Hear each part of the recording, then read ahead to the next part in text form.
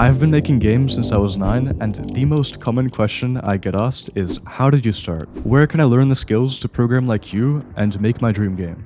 I have some skin in the game, and I've spoken to a lot of other devs at events, so I'd like to answer that in this video, and hopefully save you immeasurable pain and suffering. And let me just firstly get this out of the way. Making games is very hard, especially at the start. You will be a newbie at every new endeavor you start. There will be times where you think to yourself, I don't know if I can do this, and you will want to quit. This will be for anything new you learn, whether it be learning to program, a sport, learning guitar. I quit learning guitar 3 times. So before you start, you need a reason why you want to be a game developer. Just money is not a good reason because you're setting yourself up for disappointment.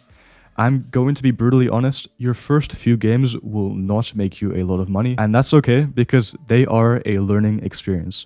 You will learn about game design, development, how to nail down marketing, and to fill a niche with consumers. The developers who made all the big indie games you know, myself included, made 1, 2, 3, maybe 10 different tutorial projects or prototypes or unknown games before their one big break. That's just an expectation you have to set straight. If you want to make money, you're only going to be disappointed after your first game. So if money can't be your main motivator, what can it be? For broke 9-year-old me, playing games like Clash of Clans and Pixel Gun, I always had this dream of having infinite gems, having hacks, having my own secret guns or items in-game. And back when I played Clash of Clans, I would always be the leader or grow my own clan. I'd never subordinate to other clans because I loved the thrill of building something my own. This sounds egotistical as hell, but I loved the feeling of people sort of looking up to me. My dream was people being like, holy shit, this is my favorite game, it got me through tough times, this is the game I played with friends in my childhood. Those were my whys, maybe yours can be different, but hopefully it's good inspiration for motivation. A quick side note is that in making games, you'll have this drive initially with a really cool idea, but about 30% into any project, you'll have this realization like, holy fuck, this is way more work than I expected. How will I make this fun? How will I fix this bug? I've quit 2 entire projects for this reason because I lost motivation. And this is a lot of time wasted. This is why every single game dev YouTuber tells you to avoid scope creep and have a really small initial idea, and everyone tries to hammer this home probably because they ignored this advice and wasted time this way. And honest to my heart, I think this is good advice. You can make a very powerful game from a simple concept. Examples of this are maybe Temple Run, the original Bloons Tower Defense, or Geometry Dash. So start small, please. Now, even if it's a small project, you still will have this feeling halfway through where the initial rush wears off and you think, oh, I have this other idea that's better. I've heard of other game devs talk about this too, so I don't just think it's me and like ADD or something, but you need to ignore that feeling and just keep going on your one project. You're not going to get anywhere with 10 unfinished or half-baked projects. Stick it out to the end. So that's all my general advice. Now onto actually learning. So before you learn to code, you need to choose the right game engine for your needs. Here's my simple advice from 8 years of experience. And this is going to piss off some people, but I really don't care. If you want to make only 3D games and have a decent computer, choose Unreal Engine. It's headed in a really good direction, and later on, if you want, you'll also get job offers in AAA studios if you have experience in Unreal Engine. If you want to make 3D or 2D games, or especially want to do mobile with ads and stuff, choose Unity. It's a super well-rounded engine, huge amounts of tutorials and assets similar to Unreal. The runtime fee is not a thing anymore. And if you want jobs, after you've learned Unity, you'll get job offers at indie studios. If you really want, you can get good 3D graphics out of Unity, but Unreal is still ahead. And finally, I don't really see that good of a case for Godot, other than it being open source. It kind of lags behind the other two, both in terms of graphics and physics stuff like springs and such. It also doesn't have the same support of stuff like assets like the other two, which really save you time in developing games. And you absolutely can make really amazing games in it. In fact, I've seen a lot of them on YouTube, but I'm going to be blunt, it just feels like you're sort of shooting yourself in the foot rather than choosing the most cutting-edge, mature game engine out there. Sure, you can pay $0 in fees compared to 5%, but 0% of $0 is still zero. Also, do not make the mistake I did and try to learn to make games in Xcode. You will be locked into the Apple ecosystem, and you're just limiting yourself there.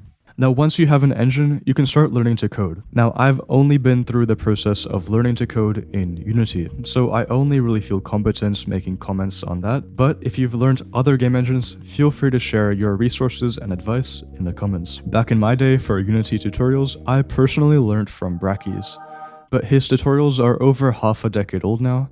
So instead, now I'd really recommend CodeMonkey.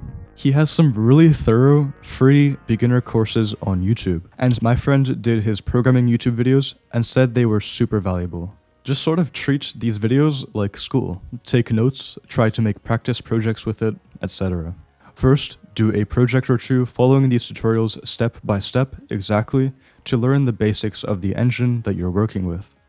And then work on a smaller scope game that you really want to make and sort of just learn on the job.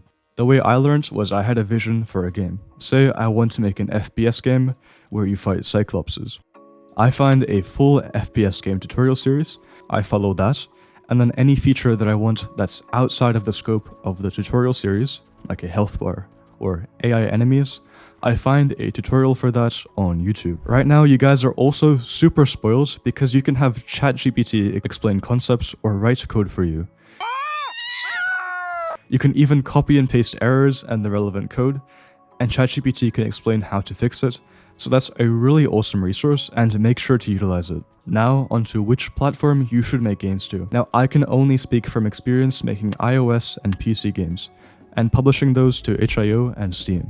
I have not done Android or stuff like consoles. As a beginner, I would recommend making PC games. Mobile may seem tempting. You may look at some of these games like Candy Crush, being like, wow, these guys rake in billions of dollars and it looks so simple to program. But the issue is you need startup capital or marketing to recreate this level of success. Let me explain. So when you publish a game to itch.io or Steam, with at least a little bit of traction at the start, so the platforms know it's not a junk game, the algorithms will pick it up and you get free traffic. This is how my game got over 750,000 downloads for free. See, on itch, they have most recent, and also new and popular.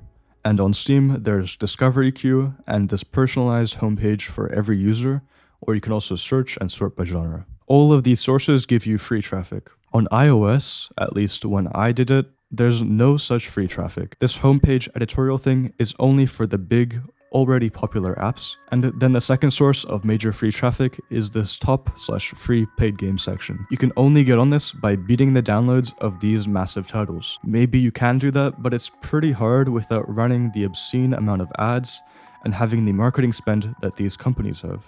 From my personal observations, the mobile counterparts of a lot of PC games get a lot fewer downloads, and when I did mobile, my apps got really mediocre amount of downloads. So just do PC, in my opinion. Finally, how do you market? You can start a YouTube channel like I have, but this honestly is not really an effective way at marketing unless you get really big like Danny or Bargy. You have to sink in a lot of time into learning about effective thumbnails, video editing, scripting, and stuff like that. So it's just a massive time sink that takes away from development. Each of my devlogs probably took a couple days at the very minimum to make. If you want to do videos, and that's your thing, I've seen TikTok and Instagram Reels be really useful because it's much less work than making a full YouTube video. And if you have a game with a really strong hook, like a funny mechanic. I saw this one where you slap this guy's ass. I'm working on a multiplayer video game where you run around and smack other people on the butt in a game of tag. Currently, I'm not really happy with the slap. It works in a way if the character hands passes over. These videos go viral and you can get a lot of traction very easily. Sure, less people convert into sales compared to YouTube, but here's the crucial bit, it's much less work and easier to go viral from what I've observed, as long as you actually try. Another strategy, if you don't want to do videos, having a really quality free demo on itch.io and then publishing to Steam is also a super good strategy. I've seen a lot of horror games do this, or Ravenfield is another great example.